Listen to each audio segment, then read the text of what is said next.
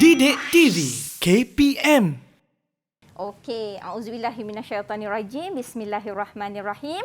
Alhamdulillahirabbil alamin. Assalatu wassalamu ala asyrafil anbiya'i wal mursalin wa ala alihi wa ashabihi ajma'in. Amma ba'du. Assalamualaikum warahmatullahi wabarakatuh. Apa khabar anak-anak murid, ustazah di luar sana? Ustazah doakan agar anak-anak murid semua berada dalam keadaan sihat walafiat, sentiasa di bawah lindungan rahmat dan kasih sayang Allah Subhanahu wa taala. Jaga kesihatan tahu. Ikut kata Abang Aiman tadi ya. Kerana tak lama lagi anak-anak murid semua akan menduduki peperiksaan SPM yang sikit lagi akan tiba mengunjungi anak-anak murid sekalian ya. Okey, jadi pada hari ini anak-anak murid semua akan bersama ustazah sekali lagi, iaitu Ustazah Siti Rahmah binti Syabuddin atau nama singkatan Ustazah Usrah dalam slot sukses SPM 2021 pecutan pendidikan Islam. Kita nak pecut ke mana ni Aiman? Nak ke Menara Gading. Kita nak pecut ke Menara Gading. Sabar dulu Aiman. Belum lagi ya? Sebelum kita pecut ke Menara Gading, kita nak pecut untuk mata pelajaran pendidikan Islam kertas 1 kod 1223/1 bahagian yang kedua, di mana anak-anak murid semua pada hari ini kita nak pecut ni bukan rempit-rempit sembarang tau Aiman ya. Kita bukannya rempit tak berilmu, main lalu highway ikut suka hati. Kita nak memecut dalam keadaan yang berilmu dan berstrategi, di mana pada hari ini anak murid semua ustazah akan bagi anak-anak 4 gear. Kita nak bagi 4 gear ni Aiman. Untuk bahagian 2 ni, gear 1 ustazah akan pandu anak-anak untuk bagaimana nak dapat markah maksimum dan cemerlang dalam bidang fikah. Kemudian gear 2 Aiman, kita nak bantu murid-murid calon-calon SPM untuk skor bidang sirah dan tamadun Islam. Gear 3 macam mana nak skor bidang akhlak Islamiah, dan gear 4 skor kebat, soalan kebat pendidikan Islam, di mana soalan kebat ni memang sangat-sangat mempengaruhilah ya markah pendidikan Islam SPM, calon-calon SPM di luar sana. Jadi insya-Allah Aiman, dengan keempat-empat gear ni, jika anak-anak murid calon-calon SPM di luar sana mengamalkan apa dia perkongsian yang diberikan pada hari ini, insya-Allah mereka boleh memecut ke arah kecemerlangan sukses SPM ataupun A+ ya dalam SPM 2021 dalam mata pelajaran pendidikan Islam. Jadi untuk segmen yang pertama, bidang fikah. Dalam bidang fikah ni, calon-calon SPM di luar sana, apa benda sebenarnya yang anak-anak murid semua perlu tahu? Yang pertama, anak-anak perlu tahu ini adalah bekalan. Ya Aiman, bekalan apa yang anak-anak murid perlu bawa dalam dewan peperiksaan tu. Yang pertama sekali, tajuk-tajuk yang perlu dikuasai apa? Bentuk-bentuk soalan SPM dalam bidang fikah apa? Teknik menjawab dalam bidang fikah apa? Dan apa dia soalan-soalan contoh yang boleh dijadikan bekalan supaya tak terkejut beruklah mereka nanti apabila melihat ya kertas soalan ni Aiman dalam bidang fikah dalam soalan dalam kertas pendidikan Islam nanti ya. Okey, ini dia. Dalam bidang fikah ni Aiman ada 16 tajuk ya yang perlu dikuasai oleh calon-calon SPM Muslim di luar sana ya.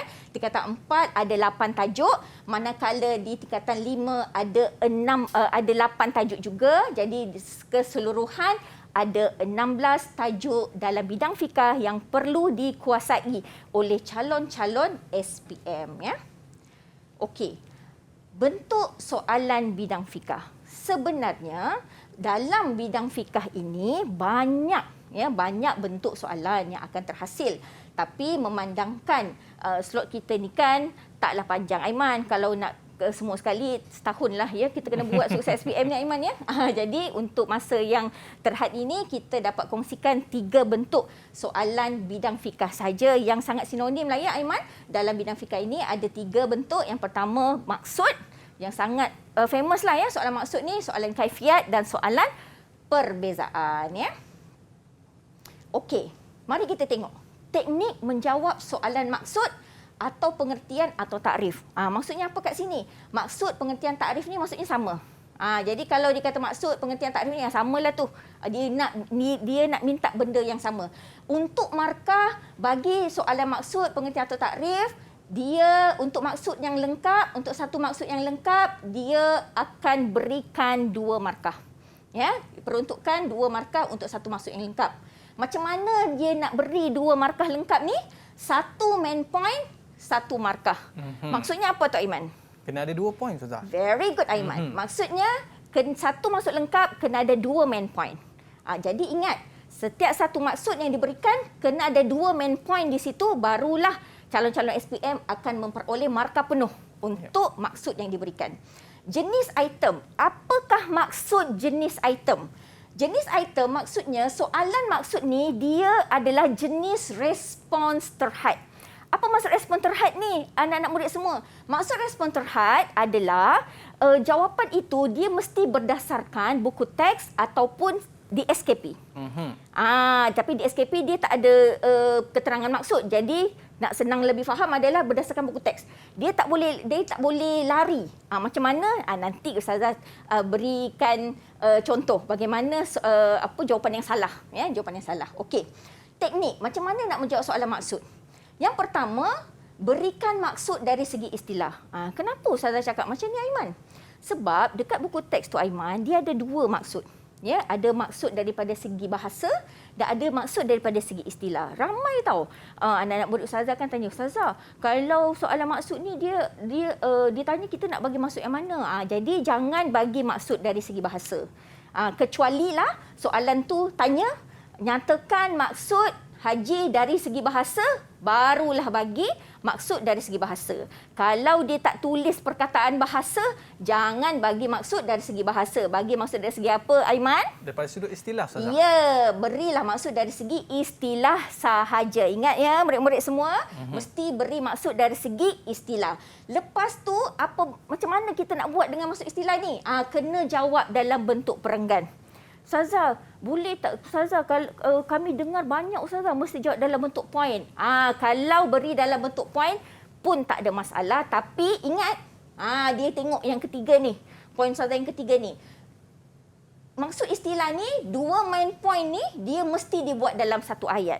Tak boleh 1 main point 1 ayat, 1 main point 1 ayat. Yang macam ni salah. Tak boleh. Jadi 2 main point ni mesti dibuat dalam satu ayat, barulah calon-calon SPM di luar sana boleh dapat 2 markah penuh untuk menjawab soalan maksud. Faham Aiman? Faham Ustazah. Maknanya jawapannya kena good. ikut buku sebiji-sebiji. Sebaiknya Aiman. Jadi Ustazah ni dengan lapang hatilah hari ni Aiman. Kan nak bersedekah sikit, nak bagi tips. Okey. Nak tak? Okey. Yang pertama sekali, kena kenal pasti. Tips pertama daripada Ustazah, kena kenal pasti tajuk yang ditanya pada soalan. Kenapa? Sebab ada beberapa tajuk dalam silibus pendidikan Islam tu dia ada istilah yang sama. Tapi dia membawa maksud yang berbeza. Jadi kena identify Aiman, itu bidang mana. Kalau tahu bidang mana, barulah boleh beri maksud yang betul. Ya. Kemudian, setiap maksud istilah dari dalam buku teks tu, murid-murid bahagikan siap-siap kepada 2 bahagian. Kemudian satu bahagian tu kenal pasti main point dia apa. Bahagian 1 main point dia apa, bahagian 2 main point dia apa. Kemudian sebaiknya memang kena guna ayat buku teks. Kenapa Aiman kena guna ayat buku teks? Kalau tak guna ayat buku teks, memang peluang untuk dapat markah tu memanglah rendah kalau dia guna ayat Google. Kalau dia guna ataupun kalau bukan ayat Google, ayat Sukati.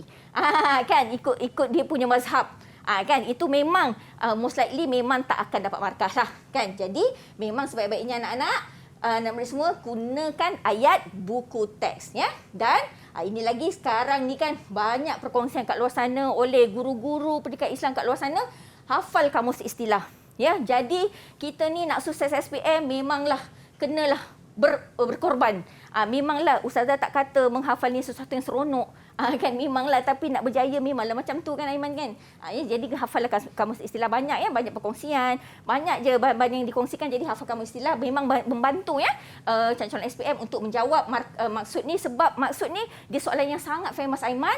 Kemungkinan setiap bidang tu akan ada soalan maksud yang keluar, ya, terutama bidang fikah.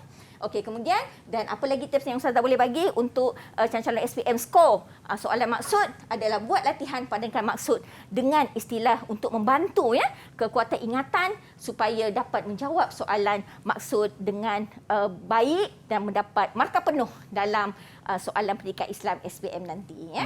Okey. Ini soalan contohnya.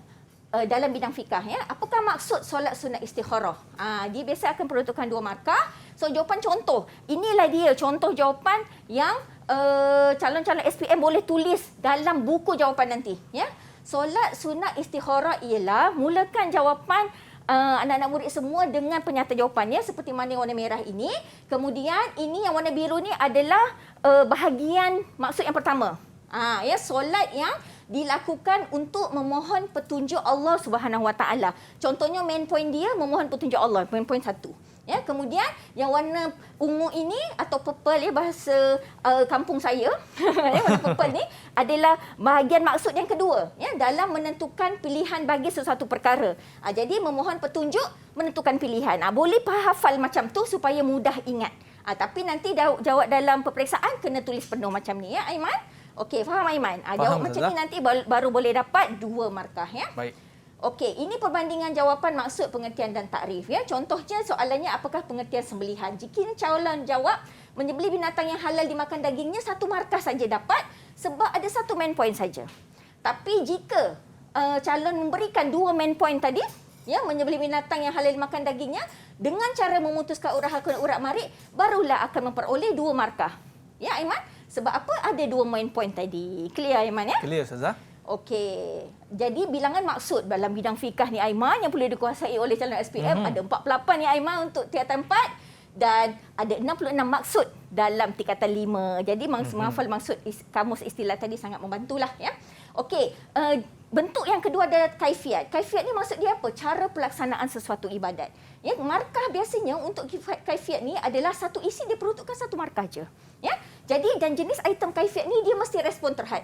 Dia tak boleh reka-reka. Dia kena ikut yang senang ikut buku teks lah. Tak payah nak cari buku fikah lain, kan. So teknik dia jawab dalam bentuk point atau jadual. Jadi maksudnya untuk kaifiat ni boleh buat dalam 2 version.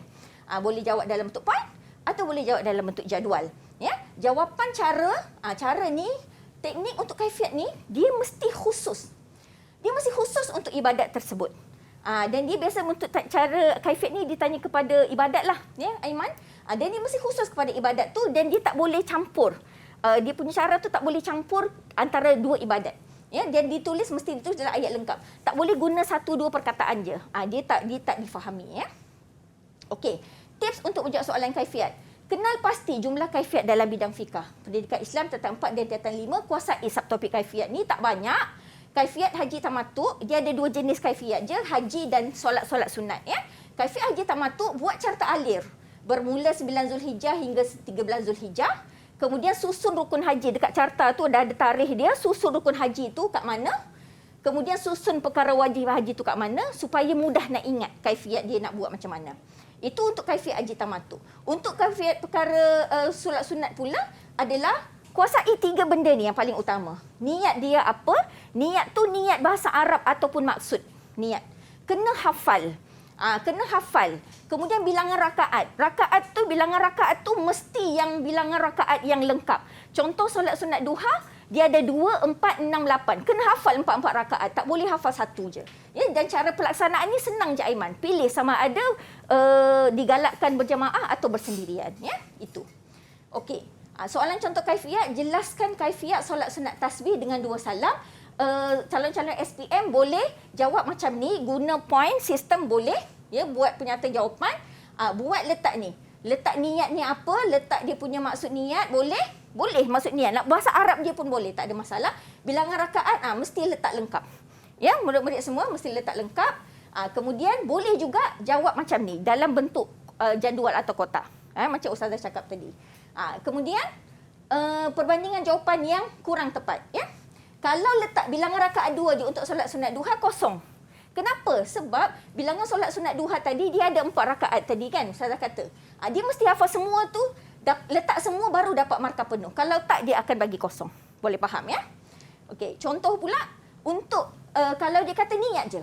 Dia jawab niat je ni Aiman. Boleh tak dia dapat markah Aiman? Pastinya tak boleh lah, Ustazah. Sebab dia tak lengkap Aiman. Tak nampak apa khusus dia. Dia letak khusus macam ni. Kalau niat letak bahasa Melayu pun boleh. Murid-murid semua. Yang penting letak khusus barulah dia dapat markah tadi. Ini pula contoh dia letak Al-Fatihah je. Semua solat kena baca Al-Fatihah Aiman Jadi ini tidak, dia tak khusus. Jadi kena letak surah apa. Barulah dia jadi khusus Okey, jadi untuk bilangan kaifiat bidang fikah ni senang je Aiman. Tingkatan 4 ni ada 3 subtopik untuk kaifiat dan tingkatan 5 ada 3. Jadi calon-calon SPM boleh hafal 6 subtopik kaifiat ni, boleh skor insya-Allah markah untuk menjawab soalan jenis kaifiat. Didik TV KPM